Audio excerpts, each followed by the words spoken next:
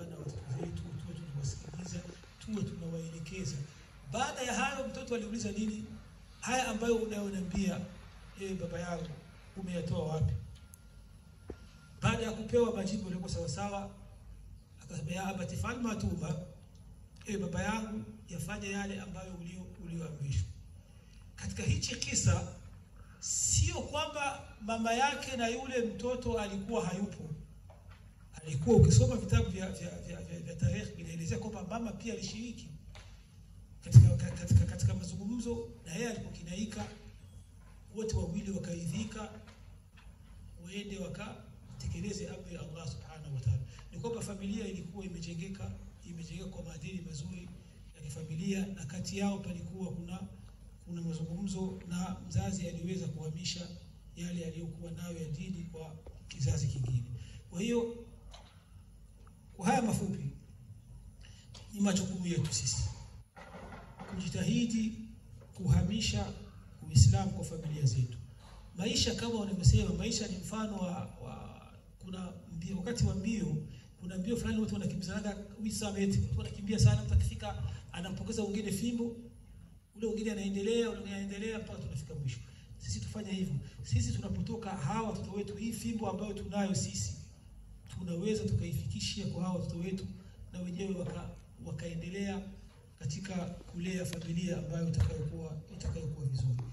Hili ni jukumu, na baada ya jukumu kuna malipo na kuna adhabu.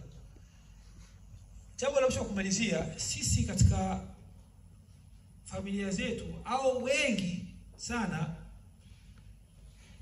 tunaathirika na yale mambo ambayo tunayaona matunda yake yako mapema sana. Yale ambayo tunayaona ndio yanatuathiri sana. Yale ambayo tutapata malipo kwa Allah subhanahu wa ta'ala baadaye, watu wengi kama kwa hilo tumeyapuuzia sana. Kwa hiyo kwa hili panahitajika msaada mkubwa wa masheikh zetu au maulama zetu kutusaidia katika hili, ili tuhakikishe, kwa sababu kama haya ambayo tunayoyasema au haya mnayoambiwa sio kwamba ni hadithi njoo ambayo yapo, na ushahidi ni kwamba tunawaona wengi kila siku, walikuwa jana kesho hawapo, vijana wanaona. Kwa hiyo na sisi tujitahidi kama Waislamu wa kawaida kufuatilia maelekezo na kuamini kwamba yale ambayo tunayoambiwa yatakuja kutusaidia, na tujue kwamba kosa lako ambalo unalifanya hapa duniani, pengine kutokumlea mwanao vizuri, inaweza kuwa ni sababu ya kuaibishia maisha yako, kwa sababu ya kuaibishia dini yako, inaweza kuwa ni sababu hata ya kuangamiza yale ambayo unayokusudia kuyafanya. Kwa hiyo ni jambo la kwa watu kwa pamoja, kukusanyika kwa pamoja kama jamii, watu wa pamoja wasaidizane, wapeane fikra. Kila mmoja ana kile ambacho Mwenyezi Mungu amempa, anaweza akachangia katika umma. Kila mmoja ana kile ambacho Mwenyezi Mungu amempa, anaweza akachangia katika kusaidia jamii yetu kuwa sawa sawa. Kwa hiyo usibani au usiziwii kile ambacho Allah amekupa, ili uweze kutoa na wewe mchango wako. Ukifanya hivyo ukaziwia kutoa na ulikuwa na uwezo pia, na hili ni katika makosa. Kuna hadithi ambayo pengine nitakusolewa, tunamesema kwamba ina udhaifu, lakini maana yake ni sawa sawa. Wanasema man lam yahtamma bi amri almuslimina falaysa minna. Wanasema ndio nimesema hivyo, wanasema wale ambao wasijihusisha katika mambo ya Waislamu kwa pamoja, yani wale ambao mambo ya Waislamu yatakuwa yanawahusu alafu wakajitoa, nasema kwamba hao hawako pamoja na sisi, yani hawako katika Uislamu wa sawa sawa. Kwa hiyo tusaidizane, tuungane mkono ili tuweze kuandaa jil au generation nzuri kwa watoto wetu. Allah subhanahu wa ta'ala tunamuomba atubariki na awalipe kheri wale ambao walikuwa na fikra ya kuandaa kikao hichi, na wale wote ambao walihudhuria. Mwenyezi Mungu awalipe kila kheri, na wa mama zetu au wadada zetu ambao ni wakina mama, Mwenyezi Mungu subhanahu wa ta'ala awape uwezo wa kutekeleza majukumu yao pia wakina baba, Mwenyezi Mungu Subhanahu wa Ta'ala awape tawfik na kuwapa msaada katika yote ambayo wanayofanya. Subhanakallahumma wa bihamdika, nashhadu an la ilaha illa anta, nastaghfiruka wa natubu ilayk. Wassalamu alaykum wa rahmatullahi wa barakatuh. Wa alaykum assalam wa rahmatullahi wa barakatuh.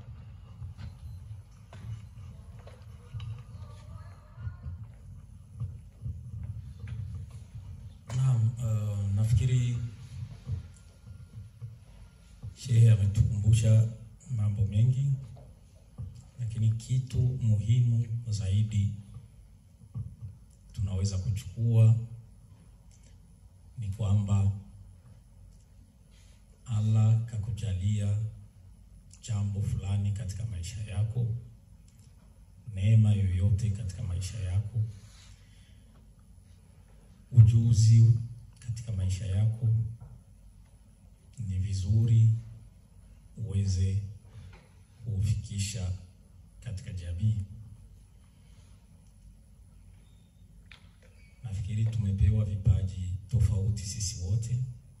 Yule ambaye atakuwa na moja inaweza ikasaidia kujenga jamii yake, asikae nayo pembeni, ajaribu kuifikisha na wengine wafaidike katika hayo, itazidi kumsaidia katika njia yetu.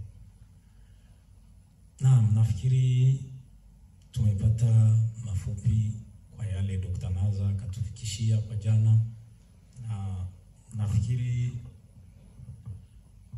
ndugu Serge unaweza kutufikishia kwa mafupi vile vile. Kuna wenyewe jana waliweza kusikia na kuna wenyewe hawajabahatika kupata, ila tusikie nini wangeweza kupata ili na wenyewe mchango wao tuone katika sisi. Karibu.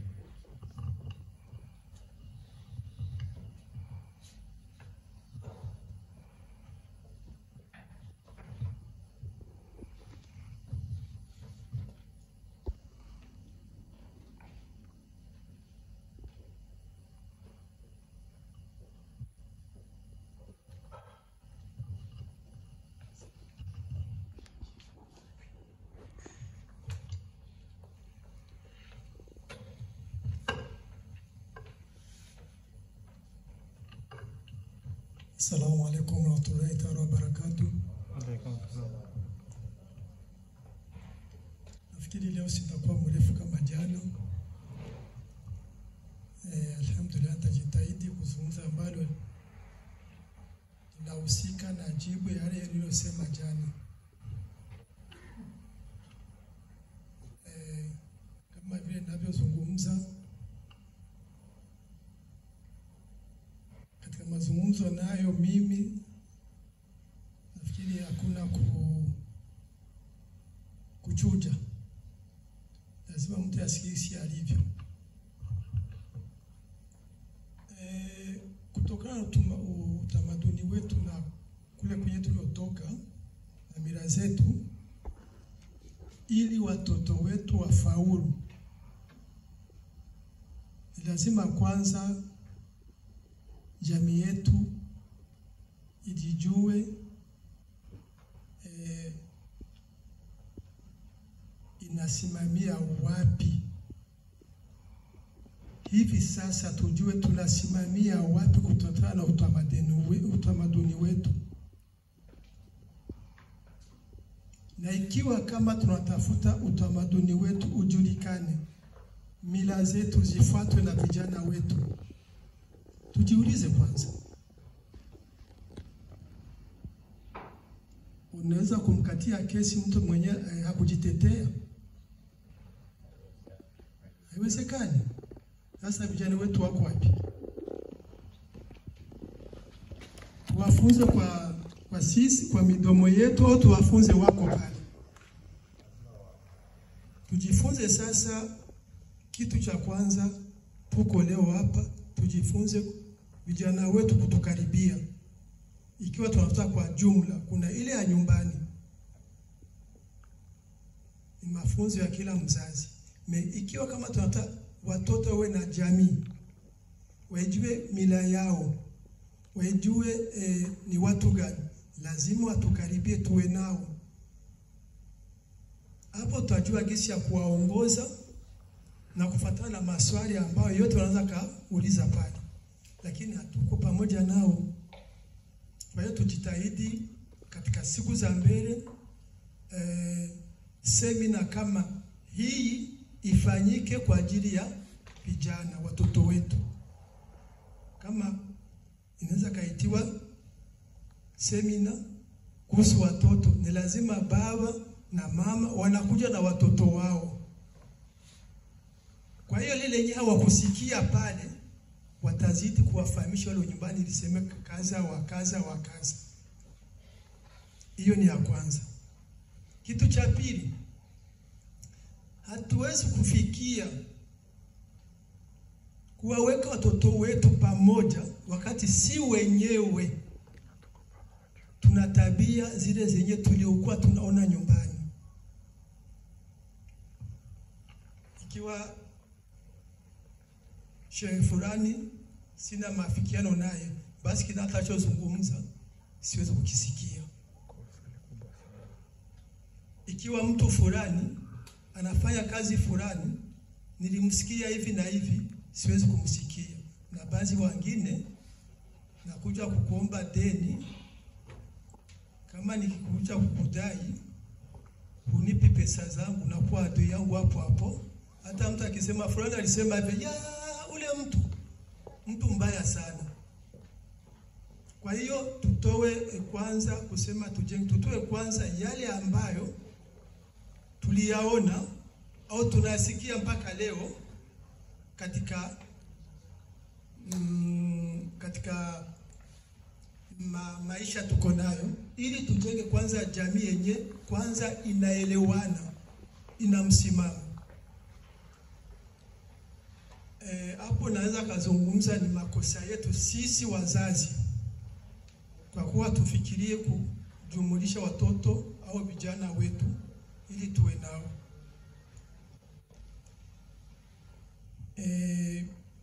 Katika hii ya kujua kama watoto vijana wetu tuweke pamoja, nafikiri kesho wakija hapa tukisema Kiswahili hawatasikia, lakini mjue tunaruka 2 au 3. Kusema Francais kuna wengine watasikia, wanasema Kinilande.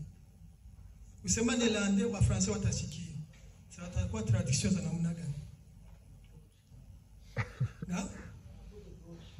Na kule doki na kwa nini? Lugha ina ambayo tutazungumza hapa.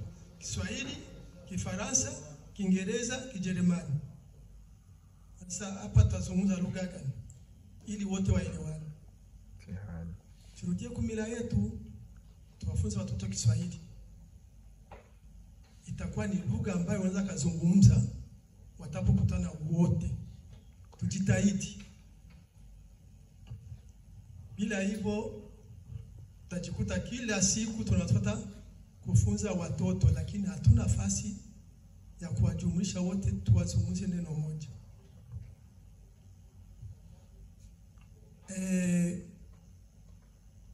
Pale imetoka jua kingeteremka hapa kwenye integration.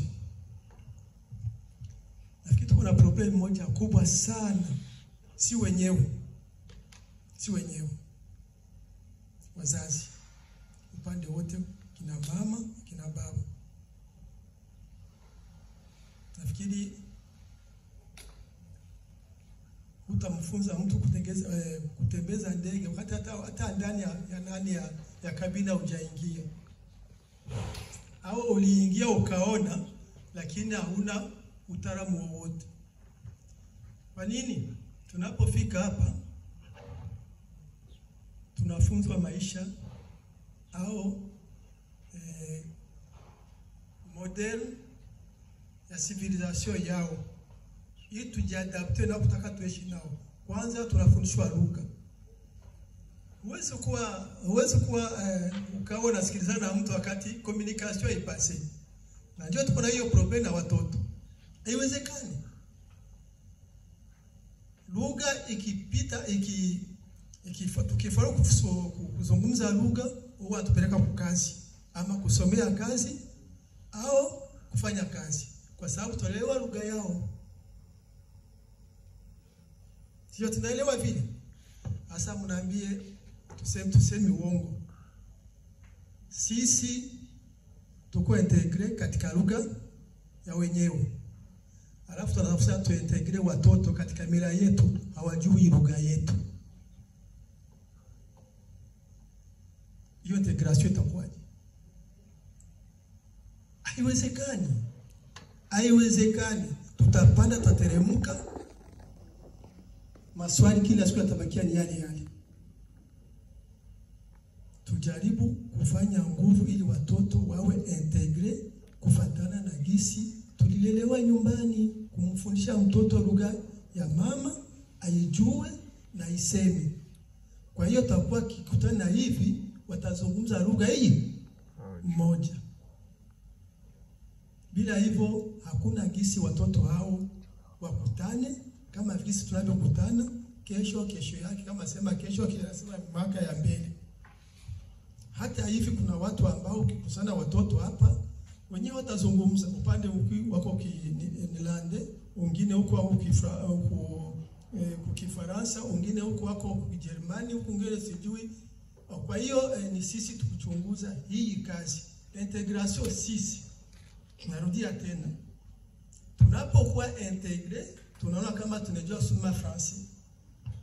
Wallahi mtanisamee, mimi sifichagi, njia za kupita uchochoro zinakuwa nyingi.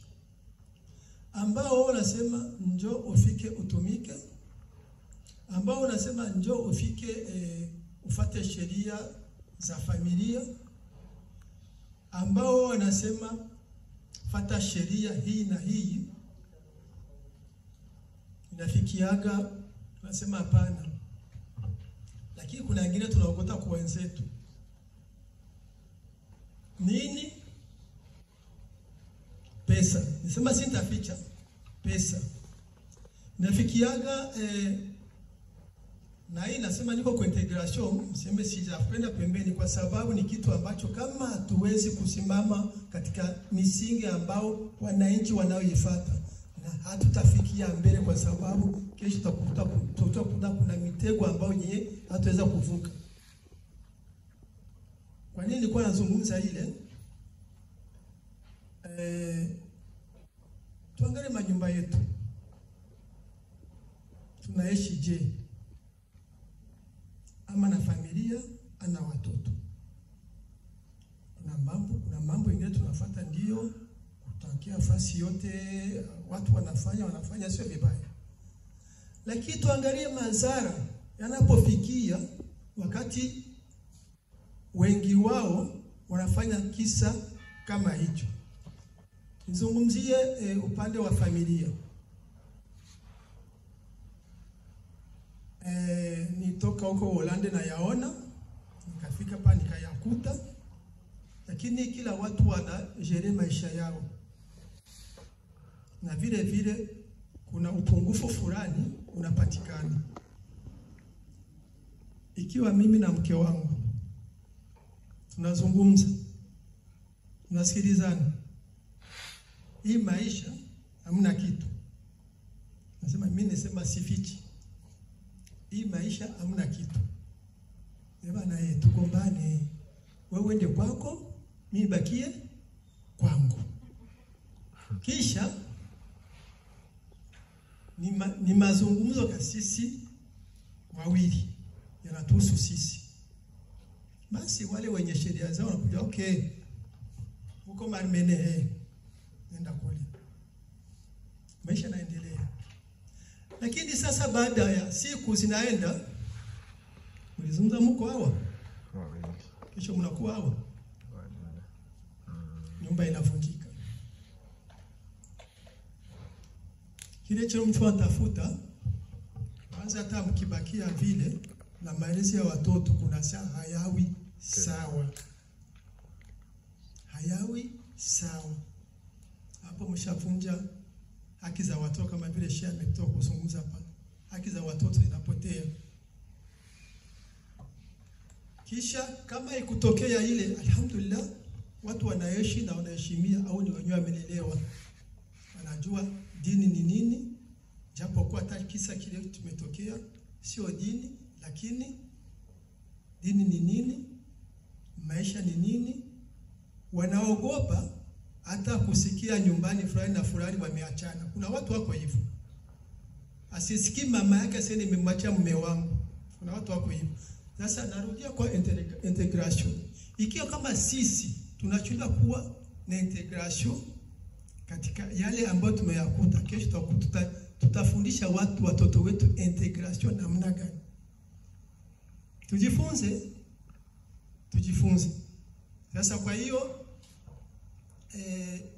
sijui jana mtu alisema mtoto anamwambia mama, nilisoma kitabu kumbe Uislamu anasema kusema uongo ni dhambi. Sawa? Sisi tujifunze, tutaweza.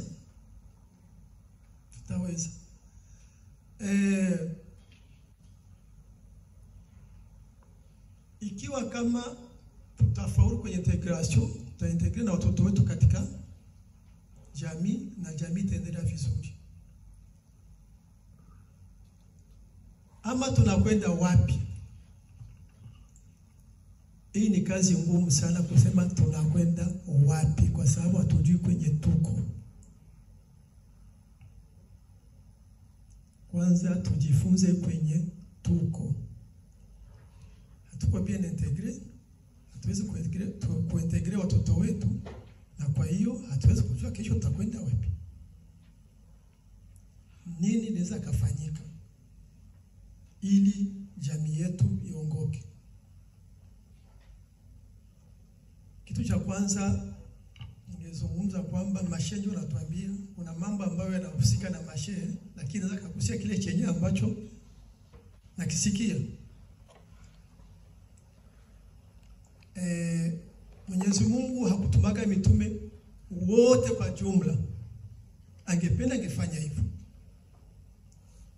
lakini alikuwa anatuma umoja kutana na wakati wake. Na wakati alikuwa anafika, hakufikia anatangazia jamii yote karibu nani mjini wake au vile alikuwa ndani. Alianzia nyumbani, akafanya nini? Akapanua sekre kaendelea mpaka leo ulimwengu hivi wanajua Uislamu japo hataki. Sasa twende kwa sasa kwa neno sasa kusema ili tuavance. Jana tulikuwa tunafikia karibu 100. Sawa, au zaidi ya 100. Leo tunaweza kufikia tuko karibu ya 20 au 30. Lakini nimesimuliza kuna msali nasema unyegeri bwinshi ibyimba.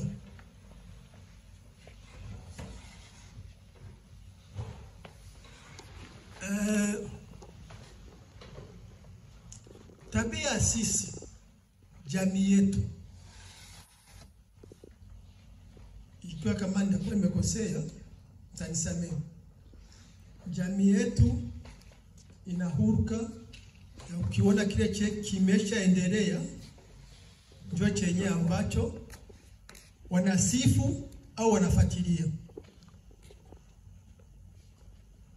Kile chenye ambacho iko fikra za watu wanakizarau kwa sababu tuko na ile tabia kusema wale hawataweza. Na hao kama hauna imani ya kile tunachokifanya, ile nguvu ya kusema wale hawataweza inakufanya wewe uzoroteke. Alafu na kazi inafanya nini? Inaisha. Alafu nabakia na kusema sasa, silikwambia? Tunaambia hawataweza. Lakini kwa mambo ya Mungu kila siku mara nyingi yanakawa. Kwa dua za watu na yafanya kile kitu, Mwenyezi Mungu analeta njia. Inaweza kafika umehangaika miaka hata 30 uko unatafuta kitu hiki hujakifikia. Lakini siku ya mwisho kinafika kinakuwa kizuri. Kwa hiyo ningewaonya kamati. Tuko leo tunaona sisi au walioanza fikra wanaona kwenye wako. Ndio sababu nimesema tapu kama hujui kwenye huko, hujui kwenye nakwenda. Mlishaona kwenye mko, mkaamsha wengine wakaona kama kweli wanavyozungumza vijana wale ni kweli. Jana kama palikuwa 100, angalau kila mmoja alitoa euro 5. Kila mmoja alitoa euro 5. Euro 5 kila mmoja ni 500 jana ziliingia. Ndiyo sare lilipwa na nini? Hiyo sio tatizo. Lakini watu wamefahamu. Nizungumza na mtu anasema la. Tafanya aje ile 50 niitoe kwa kila mwezi? Nishasikia tafanya aje ile 50 niitoe kwa kila mwezi? Kaambia sio problem. Wewe kama utaki kuitoa kwa konti, toa kwa mkono. Yote itafika. Kwa hiyo jana kuna watu wamefahamu kama kuna kitu kinafanyika cha faida. Ili watu waone kama hiki kitu kinafanyika kwa faida ya watu wote. Na watu wengine wajue kwenye tuko. Japo kwa ni vigumu sana. Hebu kwanza mjitahidi mpawe semina ya watoto, ya vijana. Wao wataitwa, watakuja na wazazi wao, kisha yale atazozungumzwa kama ukusikia, wazazi watawafahamisha. Maana tujenge watoto, sio kesho kitu kisha simama, njoo mje kwenu. Hapana, kitu kinajengwa. Wanafika siku mkutano mlikuwa kwa ule mkutano, njoo mambo yalikuwa yanasemekana naye. Lakini wako unajengwa psychologiquement. Pole wale ambao hawajaitisha association zingine au wale wenye kupinga. Najua wako, jana nilizungumza. Wako.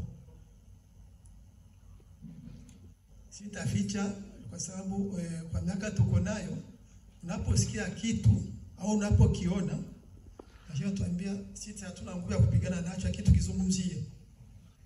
Probleme iko, haikuanzia hapa. Tangia zamani tuko nyumbani kulikuwa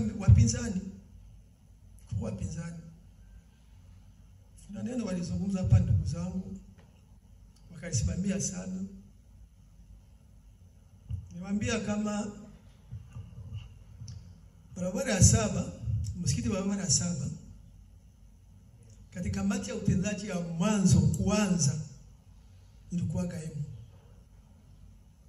Ajege Dido marehemu alikuwa na masomo barabara ya 9 nafikiri. Alikuwa na masomo ya Qur'an. Kama sio barabara ya 9. Barabara ya 9. Basi siku hiyo tulianza ni choo kilikuwa ni kibaya. Maana mnatawaza ana harufu samani kuingia kwa hicho fasi, lakini nataka kuonyesha kama matatizo tuko nayo hayakuanza hivi. Kuna yetu tunakuja nayo afu tunaipachika pale penye yasikuwa nafasi yake. No. Baada yake choo tukasema tuchimbwe fasi kidogo, tufanye fosse septique. Ili ule uchafu tumbukie kule. Tukatafuta karibu mfuko ya kutosha sima. Wakajenga kwa mwachia mtu akasimamia, acha nisitaji majina itakuwa vizuri zaidi. Wakasimamia ile nafasi. Sisi tunaenda kukazi, kila magharibi tunakuja kuangalia je kazi imekuwa. Tunakujikuta fosse septique imejengwa afu imepigwa rip. Kama vile nyumba. Itafaa hiyo? Haitafaa. Ikabidi makelele anze pale, anze makelele. Sawa. Wakasema bomoe vyote, turudie tena kuweka sima ya kuonekana. Baada ya kumaliza kuna kitu kimefanyika. Sijui ni Dido alisemaka hivi, huyu msikiti hatuwezi kuweka msikiti wa etaji. Sasa kujenga msikiti wa etaji Hiki kaanza hapo, tatata pesa nini na nini, lakini probleme mimi ndio nataka kuambia kama matatizo. Nilikuwa nasikia shehe anazungumza pale, sisi matatizo ya Waislamu tunatafuta kile tunatafuta kujenga ndio tukamue. Kuna watu wanaona kwenye munafikia, wakiingia naweza wakakamua, wakapunguza mbali kile chenye mko nacho, au katafuta njia zingine kupitia kwa migongo yenu ili wapate chochote. Kwa hiyo ilifikia fasi mimi mwenyewe naona kama hesabu zenye ziko na pesa zimeingia haziko sawa. Ukiona leo mara 2 mara 3 nikafika zungumza nyumbani, wakaniambia njoo kisia hivyo vitu viache, utakuja kufa bure, usivizungumza hata kubizungumza. Nishasikia. Sikurudia hata siku moja katika kamati ya msikiti wa Barasa hapa. Kwa sababu palikuwa vitu vyenye visio onekana vizuri katika utendaji wa kutumikisha pesa ambazo zinajenga msikiti. Kwa kifupi, mmeingiza leo kwa sababu wapinzani mtakuwa nao wengi, ama wakutaka kuharibisha. Kuna wengine wapinzani wako tuseme upinzani positive. Hiyo inakuaga. Na moyo unasikia kila hata mpinzani mumsikilize. Katika kumsikiliza mpinzani utapata kujenga vizuri zaidi. Msimurofure kama mnakutana yeye mnazungumza. Ndio mtajua kwenye mko na mko mnaenda wapi. Nafikiri kuhusu watoto tumeshazungumza, ili kupatikana watoto